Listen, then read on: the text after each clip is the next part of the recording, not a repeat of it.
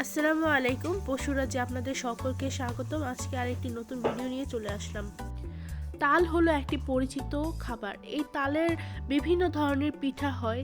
তাল খাওয়ার পর এই যে বিচিটা থাকে, সেই বিচিটা বা আটিটা কিন্তু সংরক্ষণ করা হয় 1 মাস পর্যন্ত। 1 মাস পর এটার ভেতরে একটা শ্বাস হয়। এই শ্বাসটা দিয়েও আবার এক ধরনের খাবার তৈরি করা হয়। যেমন অনেক এলাকায় বা অনেক অঞ্চলে দেখা যায় যে এটার বিভিন্ন ধরনের রেসিপি বা বিভিন্ন ধরনের মজাদার খাবার পিঠা তৈরি করা হয়। আমাদের দিকে ঠিক তেমনই এক ধরনের মুরব্বা বানানো হয় এই তালের আটি বা শাঁস দিয়ে। তালের শাঁস কিন্তু অনেক উপকারী মানবদেহের জন্য। যেমন পানির অভাব কিন্তু তালের আটিতেও অনেক সময় ঘাটতি পূরণ করে থাকে।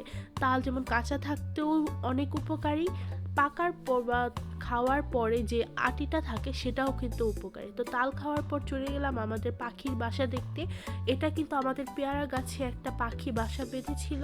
সেই পাখিটা চলে যাওয়ার পরও ওর বাসাটা আমি স্মৃতিটা ধরে রাখার জন্য এখানে সুন্দর করে একটা সেট আপ তৈরি করে ওদের জন্য এখানে রেখে দিয়েছি। কিন্তু জানি পাখিরা আসবে না, কিন্তু আমি তাও রেখে দিয়েছি।